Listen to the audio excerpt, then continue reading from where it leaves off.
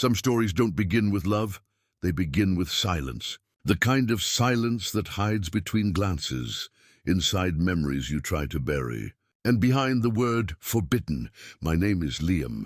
And for years I spent every summer at my best friend Jake's house by the lake, swimming, drinking, and pretending we were still kids. But everything changed the night his older brother, Evan, came back from the military. He wasn't the same person anymore, quieter, stronger, carrying something heavy behind his calm blue eyes. At first, it was just friendship, late-night talks on the porch, helping him fix the boat, pretending I didn't notice the way his gaze lingered too long when the world got quiet. But the truth is, I did, and one night, when the power went out and the house fell into darkness, something happened between us that neither of us could take back. It wasn't supposed to happen. He was my best friend's brother. But what we did in the dark changed my life forever. Stay until the very end of this story, because what started as a secret under the stars became the night that tested everything we thought we knew about love, loyalty, and courage. If you believe love should never have to hide, don't forget to like the video and turn on notifications. A new story begins now. When Jake told me his brother was coming home, I didn't think much of it. I remembered Evan from high school, the golden boy, the one who joined the military right after graduation and stopped showing up at family barbecues. Back then I thought of him as distant, maybe even cold. But that was before the war, before life had carved its story across his face. I hadn't seen him in 5 years. It was the beginning of summer, and Jake had invited me to spend 2 weeks at his family's lake house. We were supposed to relive old times, beer, boats, lazy afternoons, and forgetting that adulthood was catching up fast. But when I pulled up that first evening, everything felt different. The house sat quiet against the water, framed by pine trees and a sky that looked like it had been painted just to make you remember things you shouldn't. The front door was open. Jake shouted from inside, "Bro, you're just in time." And there he was, Evan Hale. He stood by the kitchen counter, wearing a dark t-shirt that clung to him just enough to show the kind of build that only comes from discipline, not vanity. His hair was shorter now, his eyes sharper. When he turned and saw me, something flickered in them. Surprise, maybe, or recognition. "Liam," he said, nodding slightly. His voice was deeper, calmer. "Didn't know you'd be here." I tried to sound casual. "Didn't know you'd be here." Jake laughed, grabbing 2 beers from the fridge. "Evan just decided to show up after, what, a year of radio silence?" "Typical." Evan gave a small smile. "I missed home." But there was something behind that smile, a heaviness, like the word home didn't mean what it used to. We spent the evening catching up. Jake talked nonstop. New job, new car, new girlfriend. Evan mostly listened, sipping his beer in quiet intervals, eyes drifting to the lake outside. Every time he looked out there, his expression changed, softer, almost sad. Later, when Jake went to bed, I found Evan outside on the porch, sitting alone. The night air was thick with humidity and the faint scent of pine. Fireflies blinked near the edge of the water. "Can't sleep?" I asked, stepping outside. He shook his head without looking at me. "Not really my thing anymore." I leaned on the railing beside him. "Still not used to civilian life?" He took a long breath. "Something like that." Silence settled between us, the kind that feels both safe and dangerous at the same time. The kind that asks questions you're not ready to answer. "I used to think coming back would fix things," he said quietly. "Turns out, some things don't stay where you left them." I looked at him, but he didn't look back. His profile in the moonlight was different. Not perfect, not polished, but real. "You don't talk like the guy I used to know," I said. He smiled faintly. "I'm not sure I am that guy anymore."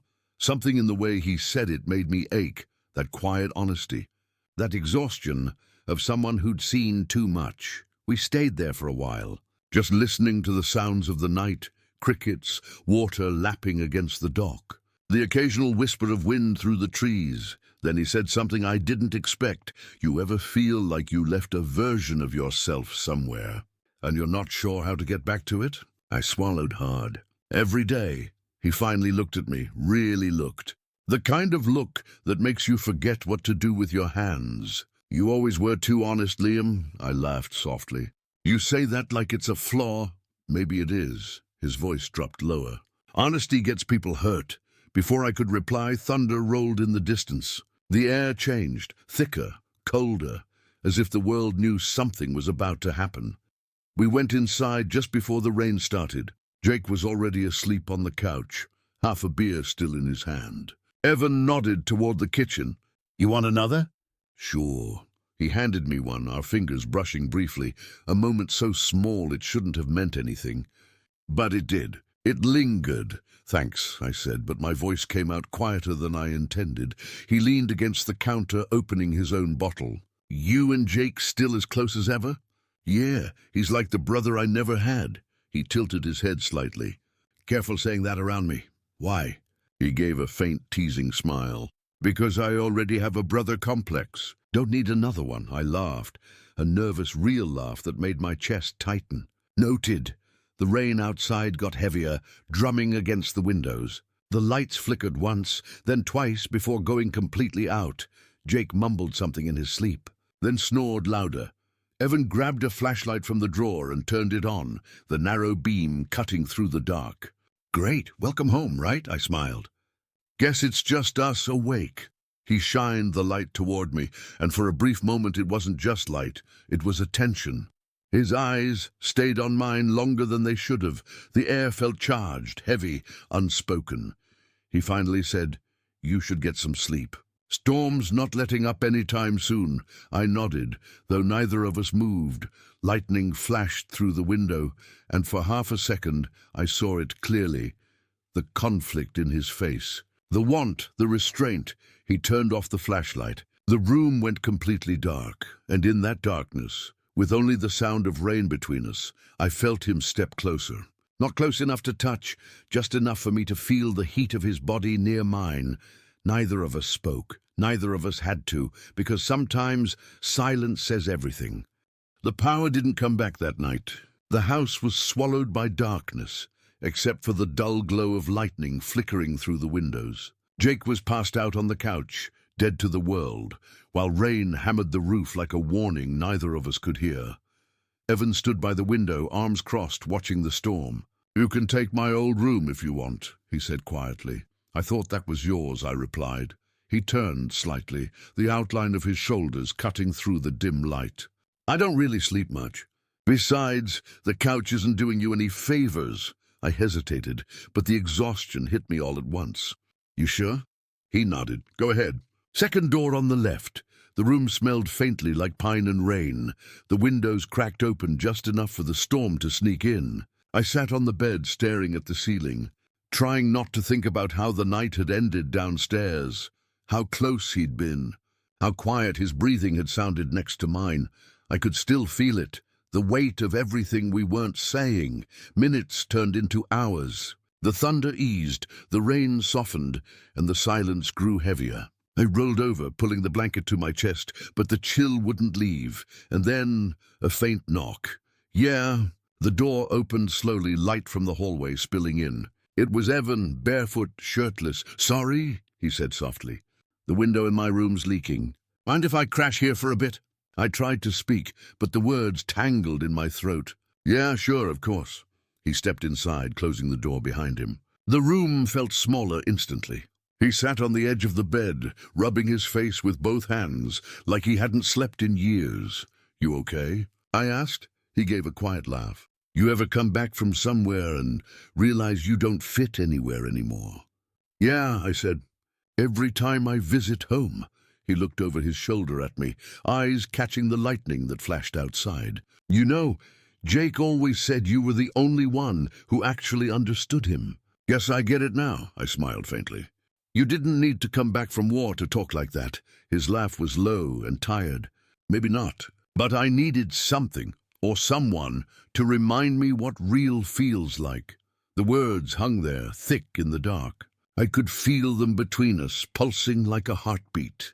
He laid back on the bed, hands behind his head. I could smell the rain on his skin. I turned slightly toward him, but not enough to make it obvious. You ever think about leaving? He asked suddenly. Leaving where? Here, all of it. Just disappearing somewhere no one knows your name. Sometimes, I admitted. But then I think maybe it's not the place I need to leave. Maybe it's just the version of myself that's stuck here. He turned his head, his eyes on me now. You sound older than you look. Maybe I feel older than I am, he smiled barely. That's dangerous. Why? Because people like that get under your skin. The silence after that was unbearable. Not awkward, but electric. Every breath, every shift of the blanket, every heartbeat felt louder. And then, like it was nothing, he said, "You cold?" I nodded before thinking. He pulled the blanket higher, half covering me too. Our shoulders brushed, barely, but it was enough. Enough to make my chest tighten. "I can move to the floor," I said, voice shaking. "Don't," he said immediately. "It's fine." So I didn't. We stayed like that, side by side, pretending to sleep for what felt like hours. Every time I closed my eyes, I could feel him next to me, the warmth of his arm through the blanket. I tried to breathe evenly, but my mind wouldn't stop replaying the way he'd looked at me earlier, the way his voice dropped when he said my name, and then, sometime past midnight, he spoke again. "Liam?" "Yeah?" His voice was low, careful. "Back there on the porch. Did you feel it too?" I froze. "Feel what?" I whispered, even though I knew exactly what he meant. He turned toward me in the dark. "You know what?" My chest tightened. "Evan." He exhaled, frustrated, like he'd said too much. "Forget it." "No," I said quickly. I don't know what you want me to say." Lightning flashed again, and for a heartbeat I saw his face, the conflict, the longing, the fear. "Say the truth," he said. I swallowed hard. Yeah, I felt it. The rain hit harder outside, a surge of sound like the world reacting to what neither of us should have admitted. He moved closer, slow enough to give me time to stop him, but I didn't. I couldn't. Our foreheads touched first, his breath warm against my skin. "This is a bad idea," he whispered. "I know. Then why aren't you stopping me?" "Because I don't want to." And then he kissed me. It wasn't rough or desperate. It was careful, like he was afraid it would break something sacred. His lips trembled against mine, the taste of rain still there. When he pulled back, we both just stared at each other in the dark, hearts racing, the sound of thunder rolling far away. "This never happened," he said finally. Voice shaking. "Right," I whispered. "Never." But the way his hand stayed on my chest a second longer than it should have said everything we couldn't, and when he finally turned away, neither of us slept again, because no matter how dark the night was, the truth between us had already found its light. The next morning came with that kind of silence that doesn't belong to peace. It belongs to guilt. The storm had passed, but the air inside the house was heavier than ever. When I woke up, the space beside me was empty. The blanket still held the shape of him, the faint scent of his skin still on the pillow. I sat up slowly, trying to replay the night in my head, but the more I tried to make sense of it, the more unreal it felt. Did he really kiss me? Did I kiss him back? Or was that just a dream, the kind that lingers long after it's gone? Then I heard his voice downstairs. "Morning," he said casually when I walked into the kitchen. He was making coffee, like nothing had happened, sleeves rolled up, calm and steady. Jake sat at the table scrolling through his phone, oblivious. "Hey," I said, trying not to look like I'd forgotten how to breathe. Evan nodded, not meeting my eyes. "You sleep okay?" "Yeah, you?" He poured himself a cup. "Didn't sleep much," Jake groaned. "No one did, man. That storm was crazy. I swear the house shook." "Yeah," Evan said quietly. "Something like that." Our eyes met for half a second. It was all it took. One look and everything came back. The warmth of his breath, the sound of his voice, the way his lips had trembled against mine. I looked away first. The rest of the morning dragged. Jake kept talking about taking the boat out once the weather cleared, and Evan agreed to help, his voice calm and easy, like we hadn't crossed a line no one could uncross. By noon, I couldn't take it anymore. I grabbed a towel and told them I was going for a swim. The lake was cold, but it felt better than sitting inside pretending nothing had happened. I dove under, letting the water burn the confusion out of my chest. When I surfaced, Evan was standing on the dock, arms crossed. "You're gonna freeze," he said. "Better than suffocating," I muttered. He frowned. "What's that supposed to mean?" You know exactly what it means. Keep your voice down, he said sharply, glancing back toward the house. There's no one here, Evan. He exhaled hard. Look, about last night, don't, I cut him off. Don't act like it didn't happen. He crouched near the edge of the dock, his voice lower now. You think I can just forget it? You think I want to? Then stop pretending, I said. Stop acting like you didn't feel anything. He looked at me for a long moment. You don't understand. If Jake finds out this isn't about Jake, it's exactly about him, Evan snapped. He's my brother, Liam. You're his best friend. Do you have any idea what that would do to him? I swam closer, my hands gripping the wooden edge of the dock. You think I haven't thought about that? I think about it every second since last night. Then why are you pushing this? Because I can't stop thinking about you. That shut him up. He looked down, jaw tight, then ran a hand through his hair. You shouldn't have said that. But it's true. He stood abruptly, walking away down the dock. Truth doesn't make it right. I climbed out of the water, shivering, watching him disappear into the trees. My chest ached, but I couldn't tell if it was from the cold or from losing him again. That night, Jake suggested we all go to the bonfire on the other side of the lake, some kind of neighborhood thing. I almost said no, but Evan agreed before I could. Could be good to get out, he said. So we went. Music played from an old speaker, the smell of beer and smoke filling the air. People laughed, shouted, danced barefoot in the sand. But I couldn't focus on anything except him. The way the firelight caught his face, the way his smile looked practiced, like he was forcing himself to blend in.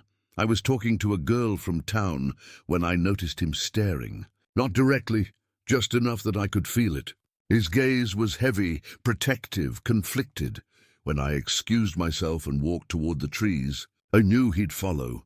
He found me near the old dock, the night darker here, the lake whispering softly below us. You shouldn't look at me like that, I said. He stopped a few feet away. Like what? Like you're trying not to want me. His jaw clenched. Liam, no, I said, stepping closer. You don't get to tell me it meant nothing, then look at me like it meant everything. He sighed, his voice cracking. You're just a kid. I'm 24, I said. Old enough to know what I feel, old enough to ruin your life over a mistake? Was it a mistake? He didn't answer. The silence said enough. He reached for me suddenly, fingers brushing my arm before he stopped himself. You think this is easy for me? You think I don't wake up every day, trying to forget how your voice sounds when you say my name? My throat tightened. Then don't forget. His eyes burned into mine, desperate and afraid all at once. If I don't, everything falls apart. Maybe it's supposed to. He looked away, hands trembling. You don't get it. I can't be that guy. You already are, I said quietly. Then before either of us could say another word, Jake's voice echoed from the distance. Evan, Liam, you guys out here? We froze. Evan stepped back immediately, putting space between us. Go, he whispered. Evan, go. Please. His voice broke on the last word. I turned and walked toward the lights of the bonfire, my pulse still pounding.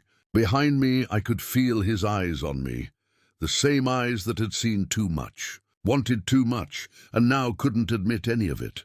When I looked back, he was gone. But that night, lying in bed, I couldn't stop replaying his words. If I don't forget, everything falls apart, and I realized something terrible. Everything was already starting to. The morning after the bonfire felt like a hangover made of guilt. Jake was in a good mood, completely unaware, humming while he cooked eggs in the kitchen. Evan sat at the table, silent, his coffee untouched. I walked in trying to look normal, but normal didn't exist anymore. Jake grinned. You two disappeared last night. Don't tell me you were hiding from that girl who kept asking if you were single, Liam. I forced a laugh. Yeah, something like that. Evan didn't look up. He just said quietly, he wasn't hiding. We just needed some air. Jake shrugged, flipping the eggs. Whatever, man. You're both weird. It should have been funny, but it wasn't. The air felt heavy again. The kind of silence that sits in the back of your throat until someone finally says something wrong. When Jake went out to get firewood, I stood by the window. Evan's reflection stared back at me in the glass. "You shouldn't have followed me last night," he said. "You shouldn't have kissed me the night before." He turned sharply, eyes flashing. "And whose idea was that?" "Yours," I said. "But I didn't stop you." He rubbed the bridge of his nose. "This isn't a game, Liam." "I know, then stop acting like it is." "I'm not," I said. "I just don't want to pretend anymore." He looked at me for a long moment. Then he said quietly, "Pretending is the only thing keeping this from destroying everything." I wanted to argue, but Jake came back in, whistling, and just like that, the wall went up again. That afternoon we decided to take the boat out, mostly to break the tension. The sky was clear, the lake calm. It should have been peaceful. But every time I looked at Evan, I felt the weight of everything unsaid, pressing harder against my chest. Jake jumped into the water, splashing us both. "Come on, Liam." I laughed and jumped in after him. But when I surfaced, I saw Evan standing on the edge of the boat, arms crossed, watching us. His expression was unreadable, part protective, part tortured. "Hey man, you gonna brood all day or what?" Jake called. Evan smiled faintly, then finally dove in. The splash drenched both of us. For a few minutes, it almost felt like old times, laughter echoing across the water, sunlight breaking on the waves. But then Jake swam toward shore. Saying he'd grab the cooler, Evan and I were left floating in the quiet. "You're doing it again," I said softly. "Doing what?" "Looking at me like you hate yourself for it," he sighed. "Maybe I do. Then why can't you stop?" His eyes met mine. "You think I haven't tried?" The distance between us in the water was small, but it felt like 1,000 miles. "Evan." I started. He swam closer. Too close. The ripples between us vanished, and suddenly his hand was on my arm, firm, trembling. "I can't do this anymore," he whispered. "Then don't stop. Liam." His voice broke. "You don't know what it's like to live a life where everything you want is the one thing you can't have." I swallowed hard. "Maybe I do." We stayed there, water up to our shoulders, hearts pounding, the world holding its breath, and then Jake's voice shouted from shore, "You two coming or what?" Evan pulled away instantly. The moment was gone. That night, I couldn't sleep. The house was quiet again, the kind of quiet that feels like it's waiting for something to explode. I got up, walked down the hall, and stopped outside Evan's door. Light spilled from under it. I knocked once. "Yeah?" His voice was tired. I opened the door slowly. He sat on the bed, reading, wearing a grey t-shirt that clung to his chest. "I can't sleep," I said. He gave a faint smile. "You never could when you stayed here. Can I—" I hesitated. "Can I stay for a bit?" He looked at me like he wanted to say no, but he didn't. He just nodded. "Yeah, close the door." I sat beside him. For a while, neither of us spoke. The lamp cast a soft glow, painting shadows on the wall. Finally, I said, "Do you ever wish things were different?" He closed the book. "Every damn day." "Then why don't we make them different?" "Because I can't do that to Jake," he said. He looks up to me. "I'm supposed to be the example. Maybe being honest is the example." He shook his head. "You think he'd understand? You think anyone would?" "I don't care if they would." He laughed quietly, almost bitterly. "You should." "I can't," I said. "Not about this." He stared at me for a long time, long enough that I thought maybe he'd finally let go of the fear. But instead, he stood and said, "You should go before I do something I can't take back." I stood too. "Like what?" He exhaled. "Like this." And then he kissed me again. This time it wasn't careful. It wasn't hesitant. It was raw, desperate, the kind of kiss that happens when everything else breaks. His hands gripped my shirt, pulling me closer, and for a few seconds I stopped caring about everything else. When he finally pulled away, his forehead rested against mine. "We can't keep doing this," he whispered. "Then why do you?" He stepped back, shaking his head. "Because every time you look at me, I forget who I'm supposed to be." I wanted to say something, but his door opened suddenly, and Jake stood there. "What the hell's going on?" We froze. Evan's voice was the first to break the silence. "Jake, it's not—" Jake's face changed. The confusion, the shock, the anger, it all hit at once. "Tell me this isn't what it looks like." I couldn't breathe. "Jake," I started, "just let us—" He stepped back like I'd hit him. "You?" He turned to his brother. "You? Are you serious right now?" "Jake, stop! Get out!" he snapped at me. Right now. Jake, I said get out. The sound of his voice tore through me. I looked at Evan, but he didn't move. He just stood there, frozen, torn between us. So I left. I grabbed my bag, my keys, and walked out into the rain that had started again. The door slammed behind me, the echo chasing me down the driveway. I didn't look back, but as I reached my car, I heard it. Evan's voice calling my name, breaking through the storm, and even though I wanted to stop, to turn, to stay, I kept walking, because sometimes love doesn't end with goodbye. Sometimes it ends with silence and a door closing behind it. I drove until I couldn't see the lake anymore. The rain blurred the road, and every drop felt like a memory I couldn't wash away. I didn't know where I was going. I just knew I couldn't stay. By the time I pulled into a roadside motel, the storm had quieted, but my head hadn't. I sat there in the dark car, fingers trembling on the steering wheel, the sound of Jake's voice echoing again and again. Get out! I'd never seen him look at me like that, like I was a stranger. Like everything we'd ever shared as friends had been erased in one single, unforgivable second inside the motel room. I dropped onto the bed, my clothes still damp, the smell of rain clinging to me. I tried not to cry, but when you lose two people at once, a friend and the man you love, there's no pretending you're fine.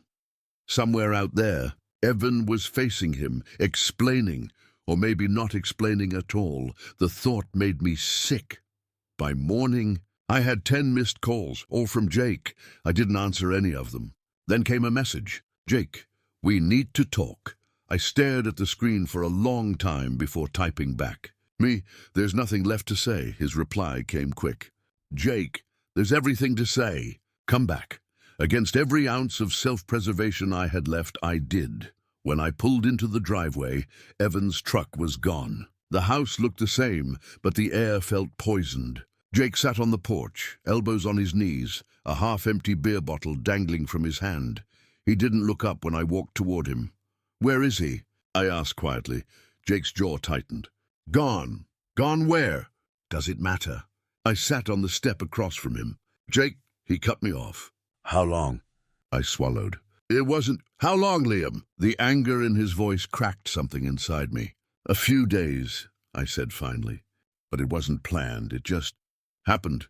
Jake laughed as a sharp, humorless sound. Happened? You mean you made it happen? I shook my head. No, it wasn't like that. He turned toward me, eyes burning. He's my brother. You were supposed to be my best friend. And you both... He stopped, his voice breaking. You lied to me. I didn't lie, I said softly. I just didn't know how to tell you. He stood abruptly, pacing the porch. You didn't know how to tell me that you were sleeping with my brother. I flinched. It wasn't about that. Then what was it? I hesitated, then said the truth. It was love. Jake froze. Love, I nodded. Yeah, and I'm sorry if that ruins everything, but it's the truth. He stared at me for a long time, and I saw it. The betrayal, the confusion, the pain. You're like family to me, he said finally. But I can't look at you the same anymore. I felt the words hit harder than any punch could. He walked past me, down the steps, stopping just long enough to say, He's leaving town. Don't follow him, just let him go. That night I couldn't stop thinking about where Evan had gone. His silence felt heavier than the storm ever had. I tried calling, but every attempt went straight to voicemail. Days turned into a week. Jake avoided me. The house felt hollow. Then, one afternoon, a letter showed up. No return address, just my name scrawled across the front in his handwriting. I opened it slowly. Liam, you were right about everything. About the pretending, about what it's like to want something you're not supposed to. I thought leaving would make it easier. It didn't. Jake knows the truth now. All of it. He hates me, maybe forever. I can live with that. What I can't live with is watching you break because of me. I've been offered a job in Colorado, working with veterans. Maybe it's a second chance. Maybe it's punishment. I don't know. You told me once that love doesn't need permission. I wish I had believed you sooner. If things were different, if we were different, I'd be there right now. But I can't drag you through this anymore. Not when I'm still trying to forgive myself for what I feel. I'll always love you, Liam. The words blurred as tears filled my eyes. I read it over and over. hoping that if I did, maybe he'd walk through the door again. But he didn't. Instead, the days passed quietly. Jake spoke to me only when necessary. The lake house, once full of laughter, had become a place haunted by echoes. One evening, I walked down to the dock alone. The water was still, the sky streaked with orange. I sat there until the stars came out, the letter folded in my pocket. For the first time, I realized that love doesn't always need to end in tragedy. Sometimes it just ends in understanding. He left because he had to. I stayed because I couldn't follow, and maybe that's what real love is. Not chasing someone who's running, but wishing them peace as they go. A few days later, Jake joined me on the dock. He didn't say anything at first. He just sat beside me, legs dangling over the edge. "Got a letter from him too," he said finally. "What did he say?" "That he's sorry," I nodded. "He means it." "I know," Jake sighed. "I just don't know how to stop being angry." "Me neither," I said. "But anger's easier than missing him." He laughed quietly. "You really loved him, didn't you?" "Yeah," I said. "Still do." Jake stared out at the water. "Guess he finally found peace somewhere." "Maybe," I said. "Maybe we all did, in our own way." We sat there until the sun disappeared completely, the world fading into the same kind of darkness that started it all. But this time, it didn't feel heavy. It just felt honest. Winter came early that year. The lake froze at the edges, and the trees stood bare like bones against the grey sky. By then, months had passed since Evan's letter, and life had fallen into a quiet rhythm I didn't quite recognize. Jake had started speaking to me again. Not like before, but enough to share small silences that didn't hurt. Sometimes we'd sit on the porch with coffee, both pretending we weren't thinking about him. But I always was. I still had the letter, folded neatly inside my journal, the paper soft from how often I'd read it. Every line was memorized, every word replayed. It wasn't just a goodbye. It was a confession of someone learning to live with what they couldn't have, and yet part of me refused to believe that was the end. It was mid-December when I got the message. "From unknown number, you still at the lake?" My heart stopped. I didn't need a name. I knew the rhythm of that sentence, the restraint in those words. "Me, yes, why?" A pause. Then Evan, "I'm driving through. Thought I'd stop by." For a few seconds, I just stared at the screen. My hands were shaking. I typed and erased 3 different replies before settling on the simplest one. "Me, okay, I'll be here." He arrived 2 days later, just after sunset. I heard the crunch of tires on gravel, and my chest tightened so hard it hurt. When I stepped outside, he was leaning against his truck, hands in his jacket pockets. The cold mist curled around him, and for a moment I thought maybe I was dreaming. He looked different, softer, lighter somehow. His beard was gone, his hair longer, and his eyes, God, those eyes, didn't carry the same storm they once did. "Hey," he said quietly. "Hey." It was simple, but underneath it, there was a world of everything we hadn't said. We stood there for a moment, both waiting for the other to move first. Finally, I nodded toward the porch. "You want to come in?" He smiled faintly. "If it's not too late." It's never too late. Inside, the air smelled like pine and coffee. I handed him a mug, and he wrapped his hands around it like it was something fragile. "Colorado suits you," I said. He chuckled. "That obvious?" "Yeah, you look at peace." He looked down at the mug. "I had to learn how to stop running." "And did you?" He met my eyes. "Mostly. Some ghosts don't leave. You just learn how to live with them."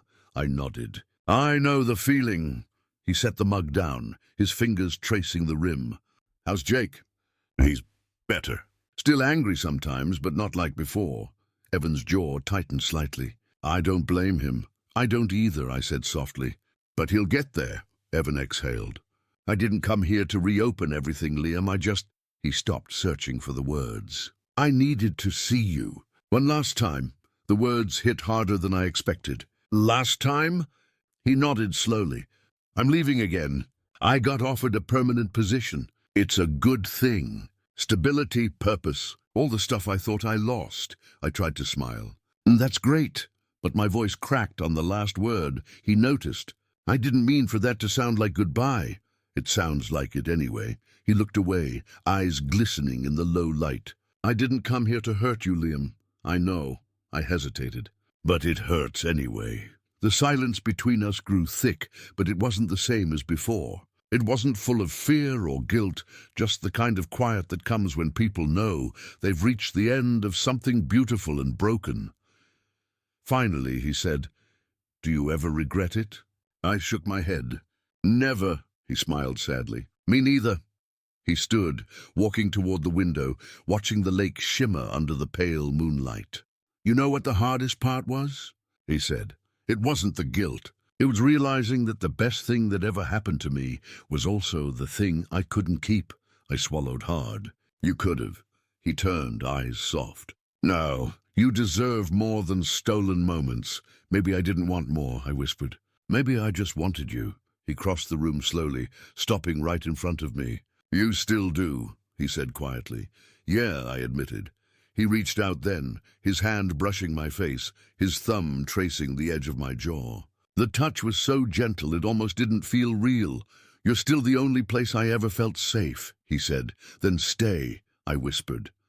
He smiled, but it was sad, the kind of smile that already knows it's leaving. If I stayed, I'd ruin the peace we fought to find. Tears burned behind my eyes. "Then at least don't leave without saying it." He nodded, and for the first time in months, I heard him say the words I'd memorized from his silence. "I love you." I let out a breath that felt like it had been trapped in my chest since that night in the dark. "I love you too." He leaned forward, and for a moment time folded. No guilt, no fear, no brother waiting in the next room to find us. Just two people standing in the soft light, holding onto something that never really left. The kiss was slow, gentle, final. When it ended, he pressed his forehead against mine. "Thank you," he whispered. "For what?" "For never letting me forget who I was before the war, before the fear." I closed my eyes. "You don't need to thank me for loving you." He left before dawn. I heard the truck start, the tires crunching over frost. I didn't watch him go. Some goodbyes aren't meant to be witnessed. They're meant to be felt. When I finally stepped outside, the world was painted in gold. The lake reflected the morning light, calm and clear. For the first time, I didn't cry. Because love doesn't always end when someone leaves. Sometimes it just changes shape, and as the sun rose higher, I whispered into the cold air, "Go find your peace, Evan." I already found mine. Some love stories don't need forever. They just need to be real. Maybe that's what forgiveness truly is. Not erasing the past, but learning to carry it gently. If this story touched your heart, don't forget to like the video, subscribe, and turn on notifications to never miss the next story. Because sometimes the most beautiful love is the one that teaches us how to let go.